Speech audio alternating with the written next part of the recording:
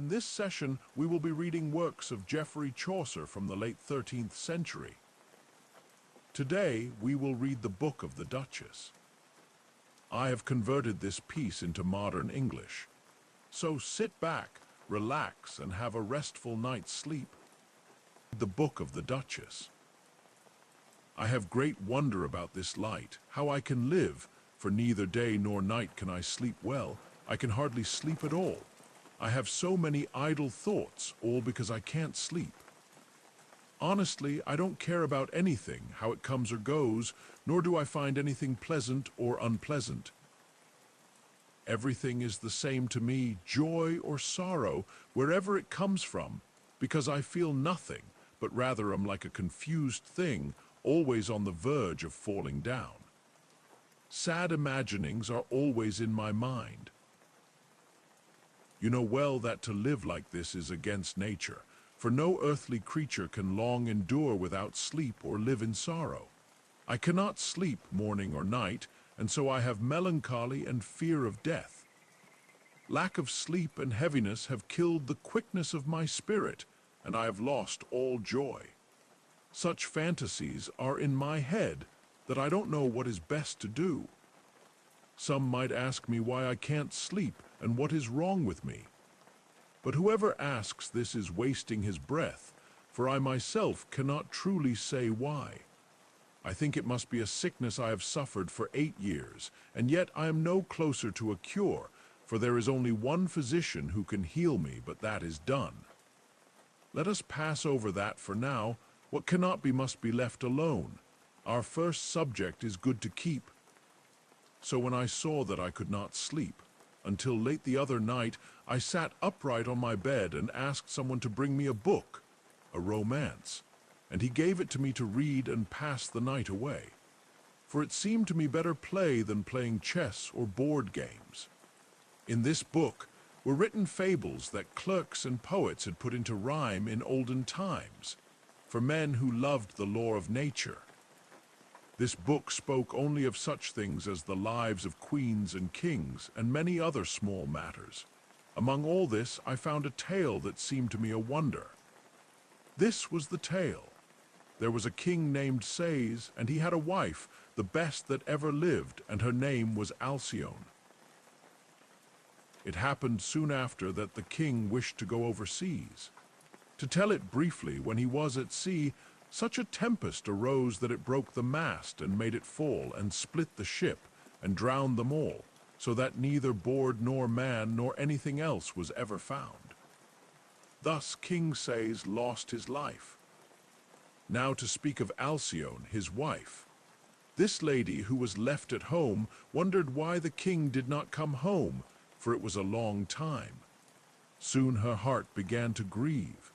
And because she thought it was not well that he stayed away so long, she longed so much after the king that it would be a pitiful thing to tell of her sorrowful life that she led for him, for she loved him best of all.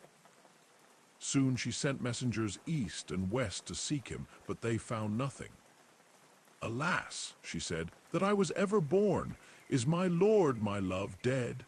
Truly I will never eat bread. I make this vow to my God unless I hear from my lord." Such sorrow, this lady took that truly I, who made this book, felt such pity and sorrow to read of her grief that, by my faith, I felt worse all the next morning thinking about her sorrow. So when this lady could hear no word that anyone might find her lord, she often swooned and said, "Alas," and was almost mad with sorrow. She knew only one remedy. She knelt down at once and wept so that it was piteous to hear. "Ah, mercy, sweet lady dear," she said to Juno, her goddess, "help me out of this distress and give me grace to see my lord soon, or know where he is, or how he fares, or in what way, and I will make you sacrifice, and I will become wholly yours with goodwill, body, heart, and all. But if you will not do this, sweet lady, send me grace to sleep and dream some certain vision by which I may know whether my lord is alive or dead." With that word, she hung down her head and fell as a swoon, cold as stone. Her women caught her up at once and brought her to bed. all naked, and she, exhausted from weeping and waking, was weary. And thus the deadly sleep fell on her before she could take notice, through Juno, who had heard her prayer and made her sleep soon. For as she prayed, so it was done indeed, for Juno at once called her messenger to do her errand, and he came near. When he was come, she commanded him thus. "Go quickly," said Juno, "to Morpheus. You know him well, the god of sleep. Now understand well and take heed. Say on my behalf that he must go quickly into the great sea, and command him, above all things, to take up the body of King Sais, who lies very pale and not at all ruddy. Bid him creep into the body and make it go to Alcyone the queen, where she lies alone, and show her shortly, without delay, how he was drowned the other day, and make the body speak right so, just as it was wont to do while he was alive. Go now quickly and hurry." The messenger took his leave and went on his way, and never stopped until he came to the dark valley that stands between two rocks, where never yet grew corn or grass, nor tree, nor anything of worth, beast nor man, nor anything else, save that there were a few wells running down from the cliffs that made a deadly sleeping sound, and ran down right by a cave that was under a rock, very deep in the middle of the valley. There these gods lay and slept, Morpheus and Eclympostire, who was the heir of sleep, who slept and did no other work.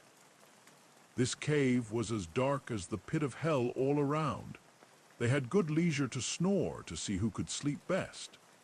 Some hung their chins upon their breasts and slept upright, their heads bowed, and some lay naked in their beds and slept while the days lasted. The messenger came flying fast and cried, "Oh ho, awake at once!" It was for nothing, no one heard him. "Awake," he said, "who lies there?" And he blew his horn right in their ear and cried, "Awake," very loudly. The god of sleep with his one eye looked up and asked, "Who calls there?" "It is I," said the messenger. "Juno bids you go," and told him what he should do, as I have told you before. It is no need to repeat it more, and went his way when he had spoken. At once this god of sleep started out of his sleep and began to go, and did as he was bidden. Took up the drowned body at once and bore it forth to Alcyone, his wife the queen, where she lay, right at her bed's foot, and called her just as she was called by name, and said, "My sweet wife, awake! Let be your sorrowful life, for in your sorrow there is no remedy, for truly, sweet, I am but dead. You shall never see me alive again. But, good sweetheart, bury my body, for at such a tide you may find it by the sea, and farewell, sweet, my world's bliss. I pray God your sorrow be lessened. Too little while our bliss lasts." With that she cast up her eyes and saw nothing. "Alas!" she said for sorrow, and died within the third morning. But what she said more in that swoon I cannot tell you now, it would be too long to dwell on it. My first matter I will tell you, wherefore I have told this thing of Alcyone and Sais the king. For so much I dare say well, I would have been buried and dead, right through lack of sleep, if I had not read and taken heed of this tale before. And I will tell you why. For I could not, for good or ill, sleep until I had read this tale of drowned Sais the king and of the gods of sleeping.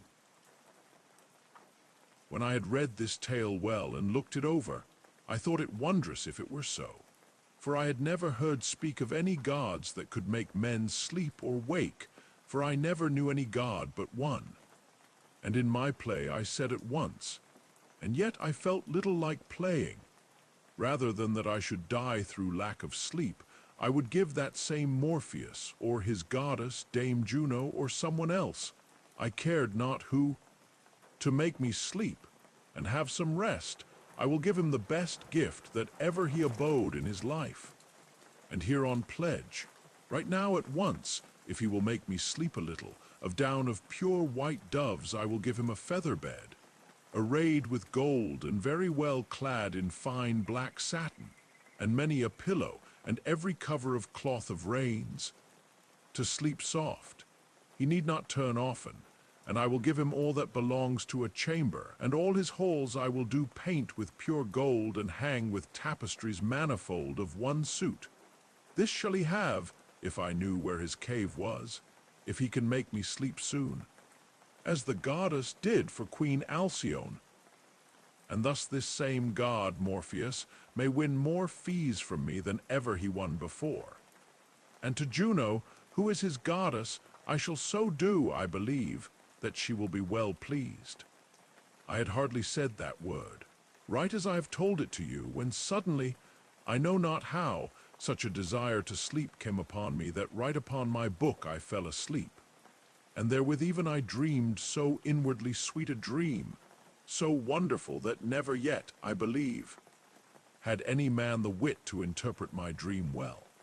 No, not Joseph, without doubt, who interpreted Pharaoh's dream, nor scarcely Macrobius, who wrote all the vision that he dreamed, King Scipio, the noble man, the African. Such marvels happened then, I believe, could interpret my dreams. Look, thus it was. This was my dream. I dreamed that it was May, and at dawn I lay, so I dreamed in my bed all naked and looked forth, for I was awakened by a great flock of small birds that had frightened me out of my sleep through noise and sweetness of their song. And, as I dreamed, they sat among themselves on my chamber roof outside, upon the tiles all around, and sang, each in his own way, the most solemn service by note that ever man, I believe, had heard, for some of them sang low, some high, and all in one accord. To tell it shortly in one word, was never heard so sweet a melody, but it had been a thing of heaven, so merry a sound, so sweet tunes, that truly, for the town of Tunis, I would not have missed hearing them sing. For all my chamber rang through singing of their harmony. For neither instrument nor melody was ever heard so sweet, nor harmony so fitting, for there was none of them that pretended to sing, for each of them strove to find out merry, skillful notes. They spared not their throats. And truly to say, my chamber was very well painted, and all the windows were well glazed with glass, very clear, and not a hole cracked, so that to behold it was great joy. For wholly all the story of Troy was in the glazing wrought thus, of Hector and of King Priam, of Achilles and of King Laomedon, and also of Medea and of Jason, of Paris, Helen, and of Lavinia. And all the walls with fine colors were painted, both text and gloss, of all the romance of the rose.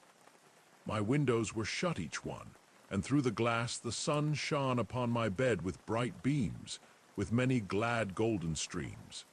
And also the sky was so fair, blue, bright, clear was the air, and very temperate forsooth it was.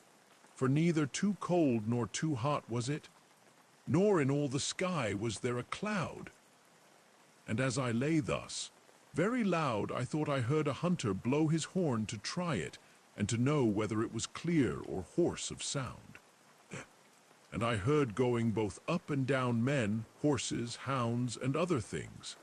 And all men spoke of hunting, how they would slay the hart with strength, and how the hart had so much run that he was exhausted. I know not what now. At once right when I heard that, how they would go hunting, I was right glad, and at once took my horse and went forth out of my chamber. I never stopped until I came to the field outside. There I overtook a great crowd of hunters and also of foresters, with many relays and bloodhounds, and they hastened to the forest fast, and I with them. So at last I asked one who led a bloodhound, "Say, fellow, who shall hunt here?" said I, and he answered again, "Sir, the Emperor Octavian," said he, "and is here close by." "By God's grace, in good time," said I, "let us go fast," and began to ride. When we came to the forest side, every man did right at once, as was fitting for hunting. The master hunter at once, foot-hot, with a great horn blew 3 notes at the uncoupling of his hounds.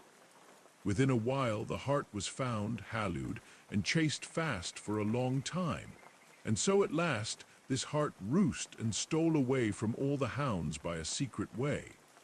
The hounds had overrun him all and were at a loss. Therewith the hunter very fast blew a forlorn at the last. I was gone away from my tree, and as I went, there came by me a whelp that fawned on me as I stood, that had followed and knew no good. He came and crept to me as low as if he had known me, held down his head and joined his ears, and laid all smooth down his hairs. I would have caught him, and at once he fled and was gone from me. And I followed him, and he went forth down by a flowery green path, very thick with grass, very soft and sweet, with many flowers, fair underfoot and little used. It seemed thus, for both Flora and Zephyrus, those two who make flowers grow, had made their dwelling there, I believe. For it was to behold as though the earth would envy to be gayer than heaven, to have more flowers, such 7, as in the sky are stars.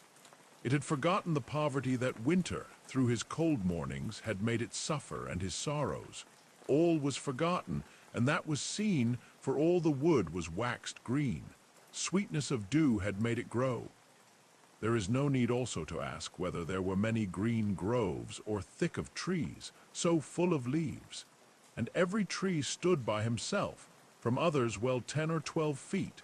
So great trees, so huge of strength, of 40 or 50 fathoms in length, clean without branch or stick, with broad tops. And also as thick, they were not an inch apart, that it was shade all under. And many a hart and many a hind was both before me and behind. Of fawns, sows, bucks, does the wood was full, and many roes, and many squirrels that sat very high upon the trees and ate, and in their manner made feasts. Shortly it was so full of beasts that though Argus, the noble counter, sat to reckon in his counting house, and reckoned with his figures 10, for by those figures may all know, if they be skillful, to reckon and number, and tell the number of everything. Yet should he fail to reckon even the wonders I dreamed in my dream. But forth they roamed very fast down the wood, so at last I was aware of a man in black, who sat and had turned his back to an oak, a huge tree. Lord, I thought, who may that be? What ails him to sit here? At once I went near. Then I found sitting upright a very well-favored knight. By the manner I thought so, of good size, and right young thereto, of the age of 24 years, upon his beard but little hair, and he was clothed all in black. I stalked even to his back, and there I stood as still as anything, so that, truth to say, he saw me not.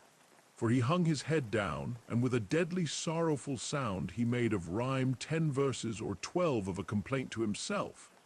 The most pity, the most sorrow that ever I heard.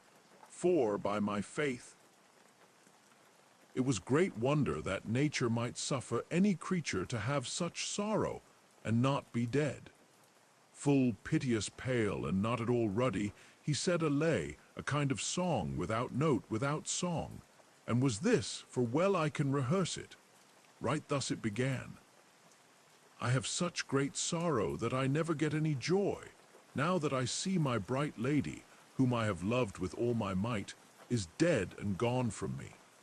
Alas, death, what ails you, that you would not have taken me, when you took my sweet lady, who was so fair, so fresh, so noble, so good that men may well see that of all goodness she had no equal. When he had made thus his complaint, his sorrowful heart began fast to faint, and his spirits waxed dead. The blood was fled for pure dread down to his heart, to make him warm, for well it felt the heart had harm, to know also why it was afraid by nature, and to make it glad. For it is the principal member of the body, and that made all his hue change, and wax green and pale, for there no blood is seen in any limb of his. At once therewith, when I saw this, he fared so ill where he sat. I went and stood right at his feet and greeted him, but he spoke not, but argued with his own thought, and in his wit disputed fast why and how his life might last.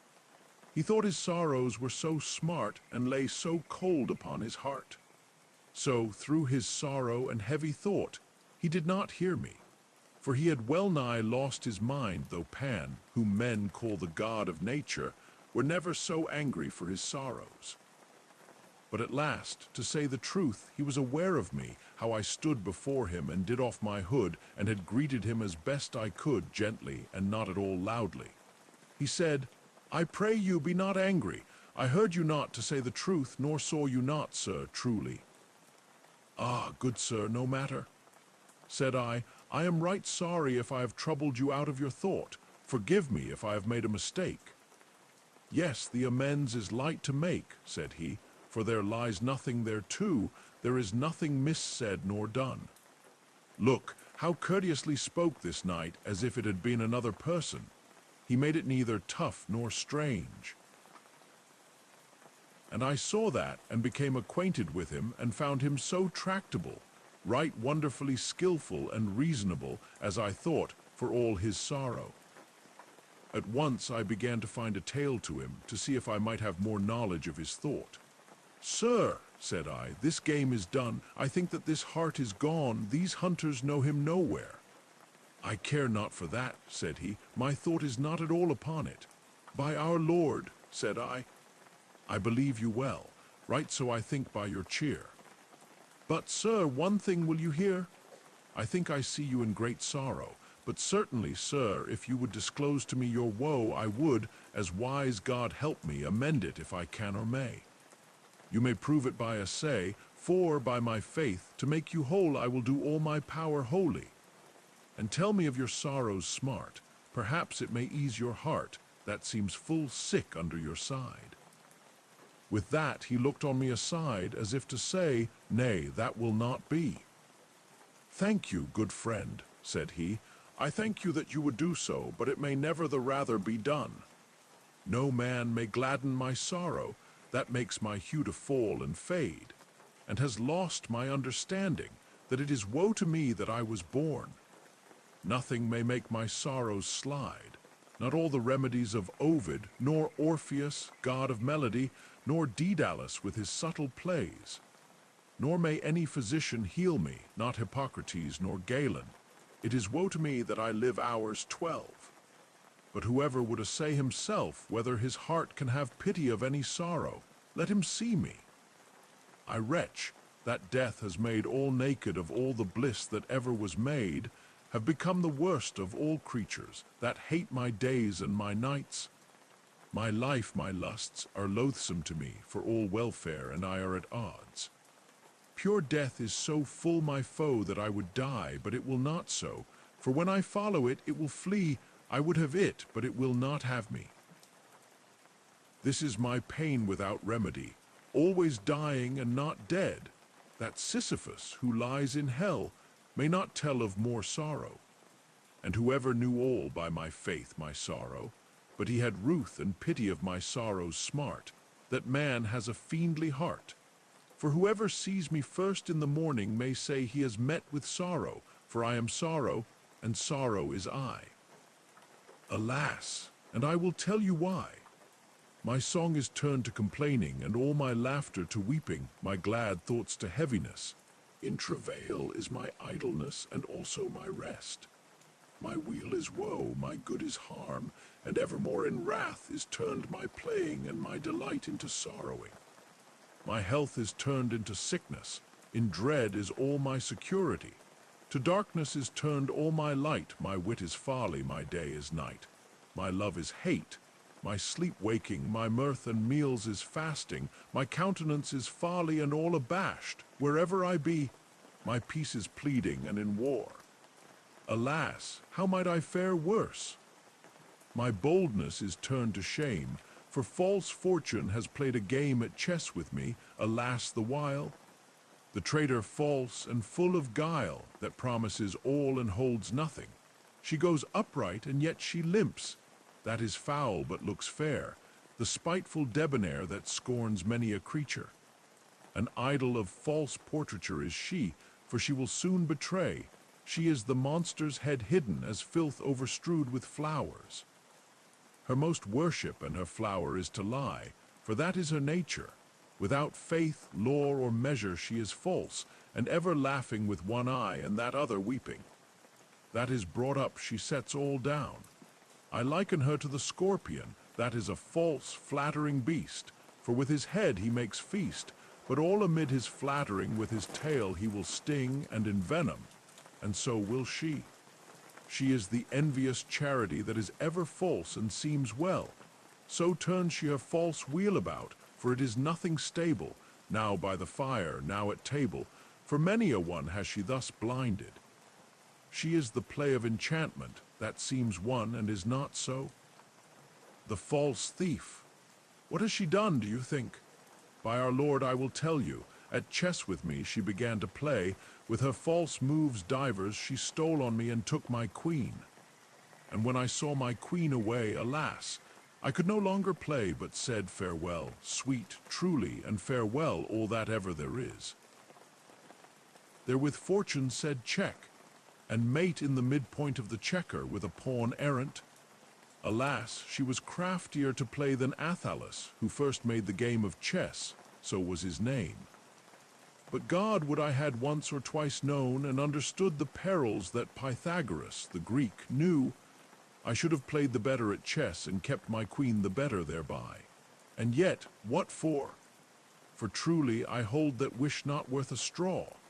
It would never have been the better for me, for fortune can so many a while there are but few who can beguile her. And also she is the less to blame. Myself I would have done the same before God, had I been as she.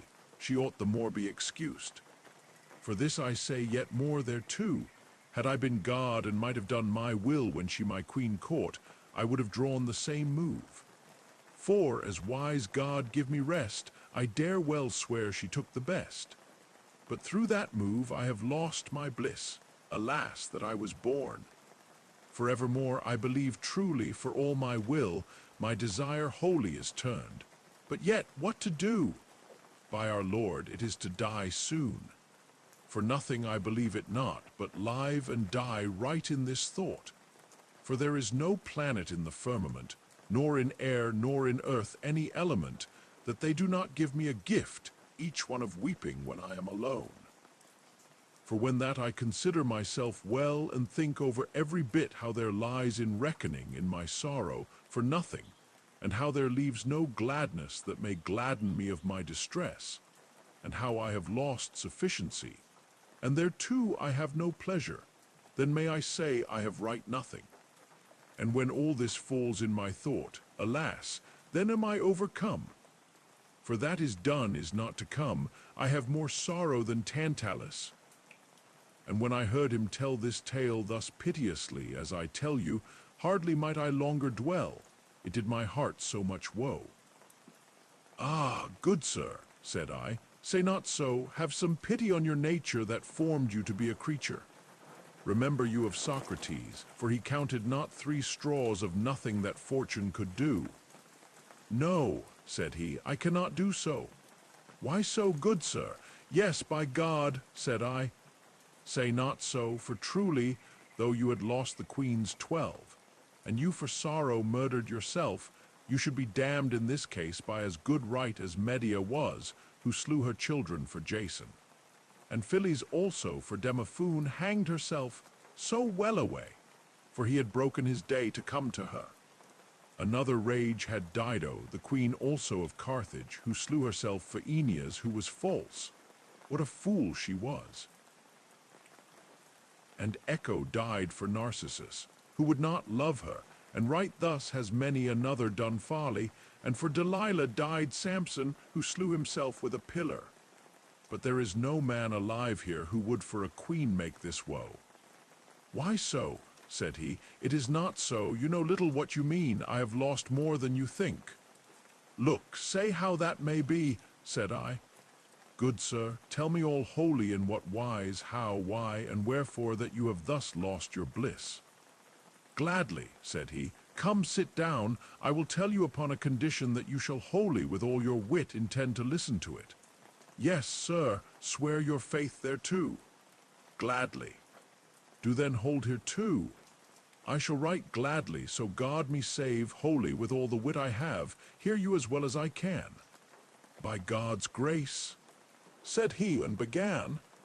Sir, said he, since first I could have any manner of wit from youth, or natural understanding to comprehend in anything what love was, in my own wit, doubtless, I have ever yet been tributary and given rent to love, wholly with good intent, and through pleasure become his thrall with good will, body, heart, and all.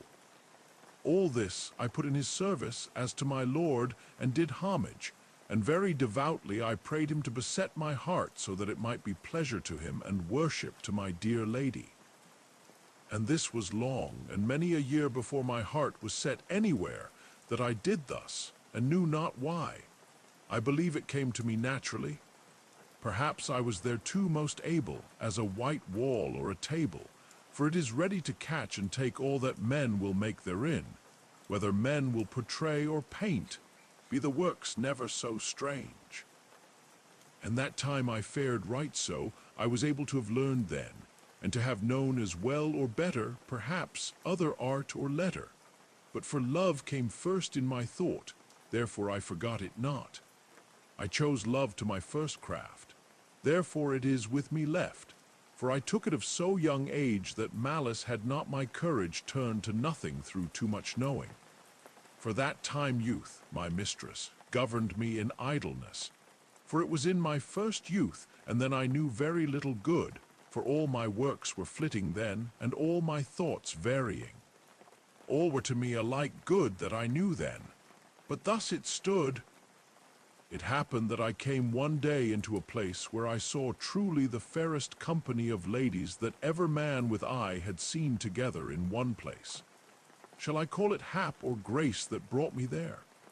Nay, but fortune, that is to lie very common, the false traitor perverse. God would I could call her worse, for now she works me full woe, and I will tell soon why so. Among these ladies thus each one, truly to say, I saw one that was like none of the crowd. For I dare swear without doubt, that as the summer's sun is fairer, clearer, and has more light than any other planet in heaven, the moon or the 7 stars. For all the world so had she surpassed them all of beauty, of manner, and of comeliness, of stature, and of well-set gladness, of goodly demeanor, so well beheld, shortly, what shall I more say? By God and by his saints 12, it was my sweet, just as herself.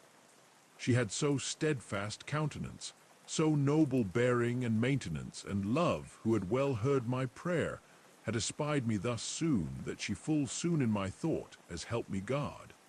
So was caught so suddenly, that I took no manner of counsel but at her look and at my heart, for her eyes so gladly. I believe my heart saw that purely then my own thoughts said it were better to serve her for nothing than with another to be well. And it was true, for every bit I will at once tell you why. I saw her dance so comely, carol and sing so sweetly, laugh and play so womanly, and look so debonairly, so goodly speak and so friendly, that truly I believe that evermore was not seen so blissful a treasure. For every hair on her head, truly to say, it was not red, nor neither yellow nor brown it was. I thought most like gold it was. And what eyes my lady had! Debonair, good, glad, and sad, simple of good size, not too wide. Thereto her look was not aside nor overcross, but set so well it drew, and took up every bit all that on her did behold. Her eyes seemed at once she would have mercy. Fools thought so, but it was never the rather done. It was no counterfeited thing. It was her own pure looking that the goddess, Dame Nature, had made them open by measure and close. For were she never so glad, her looking was not folly spread, nor wildly, though that she played.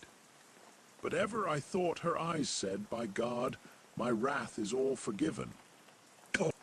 Therewith her pleasure was so well to live, that dullness was of her afraid. She was not too sober nor too glad. In all things more measure had never, I believe, creature. but many a one with her look she heartened, and that sat her very little at heart, for she knew nothing of their thought. But whether she knew or knew it not, in any case she cared not a straw for them.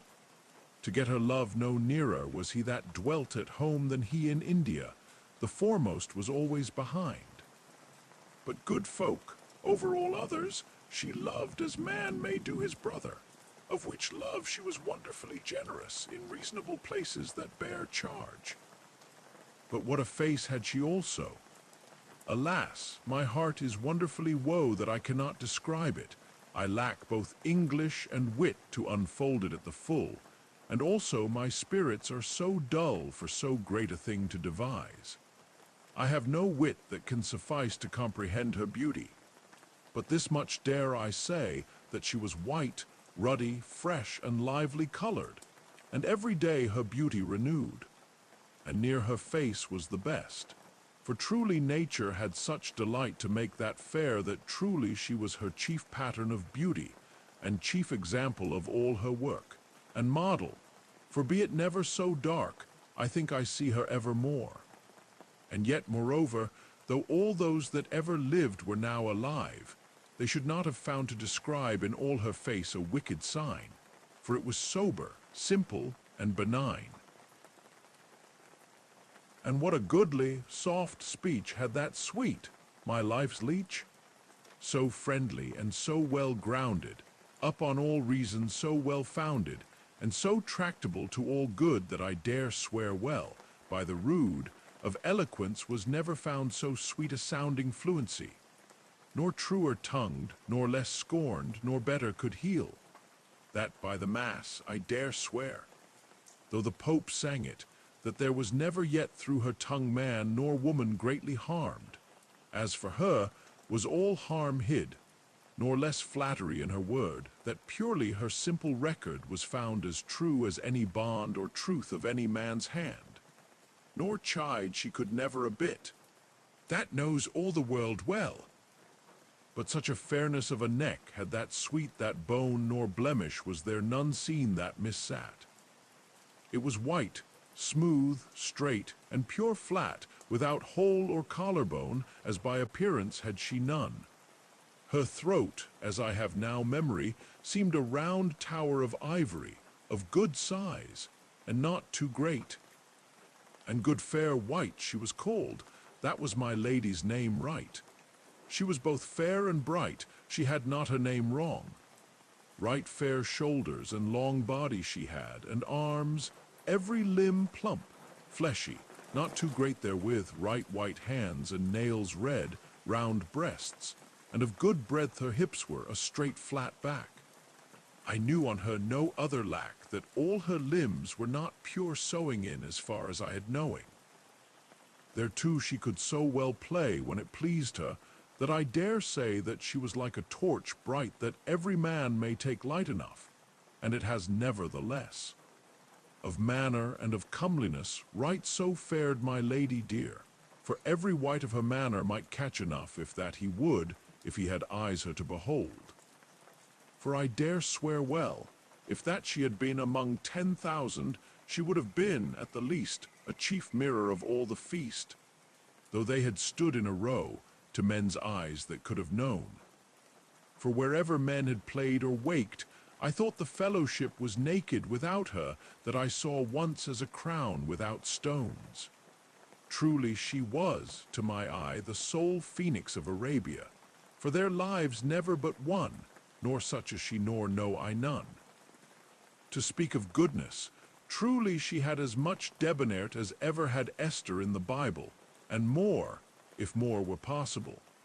And truly to say, therewithal she had a wit so general, so wholly inclined to all good, that all her wit was set, by the rude, without malice, upon gladness. And thereto I saw never yet a less harmful than she was in doing. I say not that she had no knowing what harm was, or else she had known no good, so think I. And truly, for to speak of truth, but she had had, it would have been a pity. Thereof she had so much her delight, and I dare say and swear it well, that truth himself over all and all had chose his principal manner in her, that was his resting place. Thereto she had the most grace to have steadfast perseverance and easy, temperate governance that ever I knew or knew yet. So pure patient was her wit, and reason gladly she understood. It followed well she knew good. She used gladly to do well. These were her manners every bit. Therewith she loved so well right she would do wrong to no wight. No wight might do her no shame, she loved so well her own name. Her desire to hold no wight in hand, nor, be you sure, she would not try to hold no wight in balance by half word nor by countenance. But if men would lie upon her, nor send men into Wallachia, to Prussia, and into Tartary, to Alexandria, nor into Turkey, and bid him fast at once, that he go hoodless into the dry sea and come home by the Carinae, and say, Sir, be now right wary that I may of you here say worship, or that you come again. She used no such small tricks.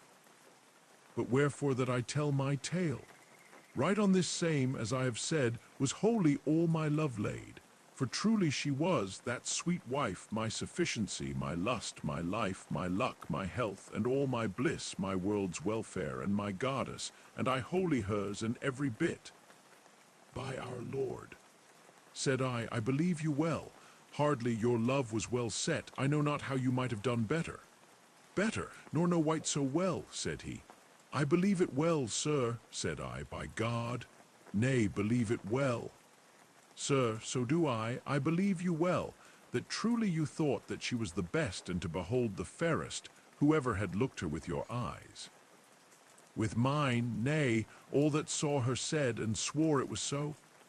And though they had not, I would then have loved best my lady free, though I had had all the beauty that ever had Alcibiades, and all the strength of Hercules, and thereto had the worthiness of Alexander, and all the riches that ever was in Babylon, in Carthage, or in Macedonia, or in Rome, or in Nineveh. And thereto also hardy be as was Hector, so have I joy that Achilles slew at Troy, and therefore was he slain also in a temple, for both two were slain, he and Antiochus. And so says Dares Phrygius, for love of Polyxena, or be as wise as Minerva, I would ever without dread have loved her, for I must needs. Needs, nay, truly, I jest now, not needs, and I will tell how. For of good will my heart it would, and also to love her I was bound as for the fairest and the best. She was as good, so have I rest, as ever was Penelope of Greece, or as the noble wife Lucrece, who was the best. So tells Titus Livius, the Roman, she was as good, and nothing like, though her stories be authentic. In any case she was as true as she. But wherefore that I tell you when I first saw my lady? I was right young, truly to say, and had great need to learn. When my heart would yearn to love, it was a great enterprise. But as my wit could best suffice, after my childish wit, without dread, I set it to love her in my best way, to do her worship and the service that I could then, by my faith, without feigning or sloth. For very gladly I would see her. So much it amended me that, when I saw her first in the morning, I was healed of all my sorrow for all day after. Till it was evening I thought nothing might grieve me, were my sorrows never so smart. And yet she sits so in my heart that, by my faith, I would not for all this world out of my thought leave my lady. No, truly. Now, by my faith, sir, said I think you have such a chance as confession without repentance. Repentance? Nay, fie, said he, should I now repent me to love? Nay, certainly, then were I well worse than was Achitophel or Antenor. So have I joy, the traitor that betrayed Troy, or the false Gainlon, he who procured the treason of Roland and Oliver. Nay, while I'm alive here, I will never forget her. Now, good sir, said I then, you have well told me here before, it is no need to rehearse it more, how you saw her first and where. But would you tell me the manner to her which was your first speech? Thereof I would beseech you, and how she knew first your thought, whether you loved her or not. and tell me also what you have lost, I heard you tell here before. Yes, said he, you know not what you mean, I have lost more than you think. What loss is that? Said I then. Will she not love you, is it so, or have you done anything amiss that she has left you, is it this? For God's love, tell me all. Before God, said he, and I shall. I say right as I have said, on her was all my love laid, and yet she knew it not, never a bit, not long time, believe it well. For be right sure, I dared not for all this world tell her my thought, nor would I have angered her truly. For know you why? She was lady of the body, she had the heart, and who has that may not escape. But to keep me from idleness, truly I did my business to make songs as I best could, and often I sang them loud. And made songs thus a great deal, although I could not make so well songs, nor knew the art all, as could Tubal, son of Lamech, who found out first the art of song.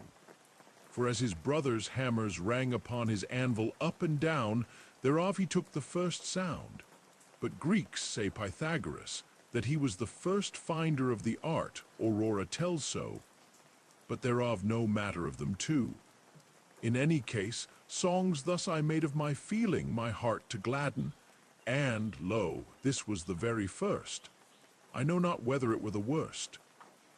Lord, it makes my heart light when I think on that sweet wight that is so seemly to see, and wish to God it might so be that she would hold me for her knight, my lady, that is so fair and bright. Now have I told you, truly to say, my first song. Upon a day I bethought me what woe and sorrow that I suffered then for her, and yet she knew it not, nor dared I tell her my thought. Alas, I thought, I know no remedy, and unless I tell her I am but dead, and if I tell her to say the truth, I am afraid she will be angry. Alas, what shall I do then? In this debate, I was so woe I thought my heart would burst in two. So at last, truly to say, I bethought me that nature never formed in creature so much beauty, truly, and bounty, without mercy. In hope of that, my tale I told with sorrow, as that I never should for needs, and despite my head, I must have told her or be dead. I know not well how I began, very ill can I rehearse it.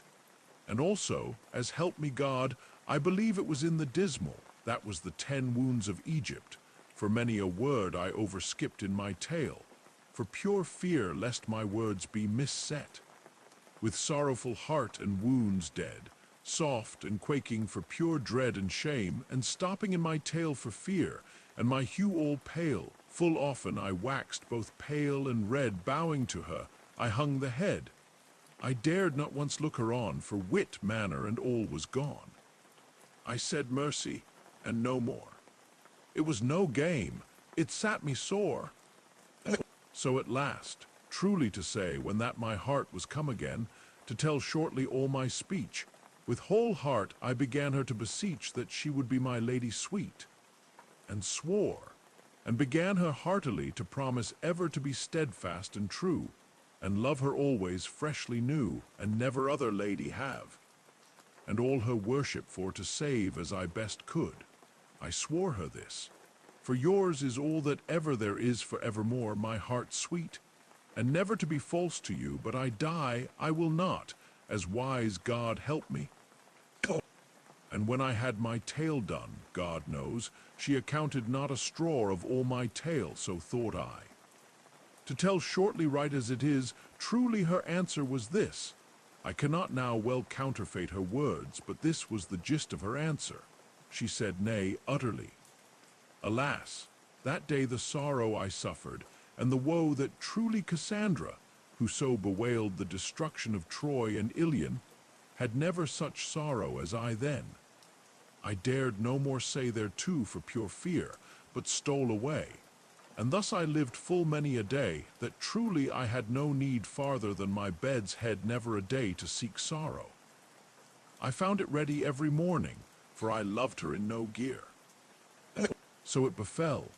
Another year I thought once I would try to make her know and understand my woe. and she well understood that I desired nothing but good and worship, and to keep her name above all things, and dread her shame, and was so busy her to serve, and pity it were I should die, since that I desired no harm truly. So when my lady knew all this, my lady gave me all wholly the noble gift of her mercy, saving her worship by all ways, doubtless, I mean no other ways. And therewith she gave me a ring. I believe it was the first thing, but if my heart was waxed glad, that is no need to ask. As help me God, I was as soon raised as from death to life, of all haps the best, the gladdest, and the most at rest. For truly that sweet wight, when I had wrong and she the right, she would always so goodly forgive me so debonairly. In all my youth, in all chance, she took me in her governance. Therewith she was always so true, our joy was ever alike new. Our hearts were so even a pair that never was the one contrary to the other for any woe. For truly, alike they suffered then one bliss, and also one sorrow. Alike they were both glad and angry, all was us one, without doubt. And thus we lived full many a year so well, I cannot tell how. Sir, said I, where is she now? Now, said he, and stopped at once. Therewith he waxed as dead as stone, and said, Alas, that I was born! That was the loss that herebefore I told you that I had lost. Bethink how I said herebefore, you know little what you mean, I have lost more than you think. God knows, alas, right that was she. Alas, sir, how, what may that be? She is dead. Nay, yes, by my faith, is that your loss? By God, it is sorrow. And with that word right at once they began to strike forth. All was done for that time, the hart hunting. With that I thought that this king began to ride homeward to a place was there beside, which was from us but a little, a long castle with white walls, by St. John, on a rich hill, as I dreamed. But thus it happened. Right thus I dreamed, as I tell you, that in the castle there was a bell, as it had struck hours 12. Therewith I awoke myself, and found me lying in my bed, and the book that I had read of Alcyone and Sais the king, and of the gods of sleeping, I found it in my hand fully even. I thought, this is so strange a dream that I will, by process of time, try to put this dream in rhyme as I can best, and that at once. This was my dream, now it is done.